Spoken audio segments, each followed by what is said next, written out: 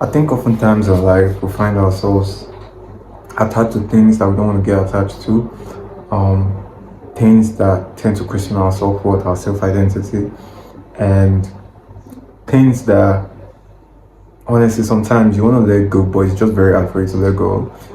And honestly, like the truth is when you become more aware about it, when you become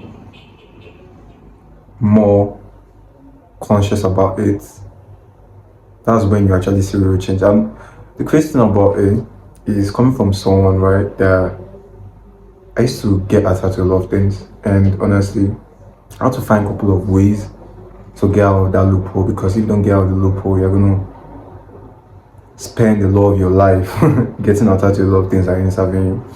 And honestly, when you finally get let go of all that, you finally become you finally become less attached, right? You finally become more involved and less attached, right?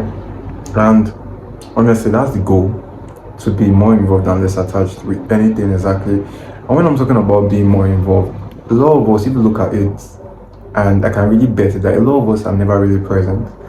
And honestly, it's very crazy knowing the amount of things you actually can be present in, but because we're so lost in our thoughts, we're so attached to our former selves, we're so attached to things that we can't let go, we tend to forget our present. And I remember one time I got I got a shoe, right? And it's the shoe I've been wanting to get, right? And when I got it, I was happy for just a minute, and then I was focusing on the grease. Oh, I don't want to wear this shoe here. Oh, I don't want to do this, right? And I wasn't present. I was just lost in touch. I was already attached to a lot of things that I'm normally attached to when things like that happen, right? And it's very astonishing and astounding, like knowing that a lot of us are like that. We're never present. We're so attached to a lot of things that aren't serving us, that taking a hold of us and benefiting from us without actually us benefiting from it.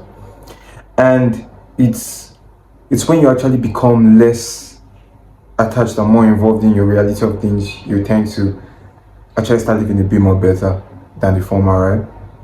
And funny enough, like I remember,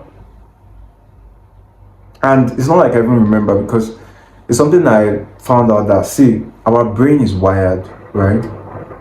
Our brain is wired in a mechanical way, in the sense that our brain is meant to protect us.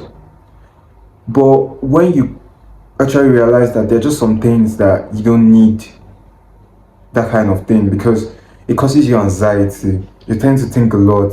For example, you're in a relationship, or you're in a relationship with someone toxic, right? The person was bad, the person did a lot of things, and you enter a new relationship. Obviously, the new person is not the same with the old person, and normally your brain starts giving you a lot of thoughts, a lot of things, that you start attaching that new person to the old person you were involved with before. And it's until you become more present, you're like, no, this is not the same. This is not the same. This is not what I'm so used to. Then you actually become more present and you enjoy the situation. And we can talk about it in every aspect, even in life, nature, like a lot of things, we're not present. And it's not to shame anyone, because obviously this is just the way a lot of us are wired. So we tend to think on anxious thoughts, we tend to attach a lot to our old selves, especially if you're trying to transition into a new person. You tend to attach a lot of things back to your former self, not giving room for your new self to actually idealize, right, to become who you want to be. And when you start living your life to be more present, to be more aware of, no, this old trait is me for my former self. I'm more attached to the former person of what I used to be, right, not what I am right now. You start to live life a bit more better. You start to see life a bit more clearly. And honestly,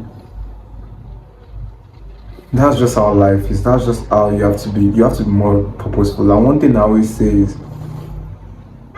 you own your thoughts, not your thoughts owning you, right?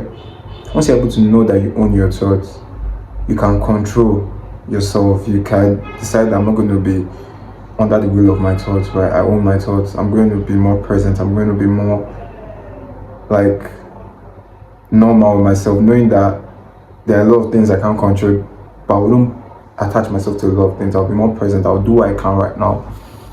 And honestly, when you start living your life knowing that I'm going to be more present, every single time, no matter like what's thrown at me, because I know it's not an easy thing. It's a continuous task. It's something you continuously do because your brain has been wired normally to go back to its default mode. The default mode is, like, for example, if you go out and you have social anxiety, once you go out anytime, it just goes to its default mode, gives you the anxiety. When you go out and you say, oh, this thing is about to kick in, but I'm not going to let it because I know it's a default mechanism. I'm not going to allow it to have a place. I'm not going to allow this to have a place in my life. I'm going to be more present. I'm going to control myself, right? My thoughts don't own me, I own my thoughts. I'm going to be more involved and less attached to the things I used to be, right? And just thought to share this quick thing with you guys. And I always love you. Don't forget to subscribe, share to a friend, and we'll see what we see. Honestly, I hope this helps anyone, honestly, and it's all love.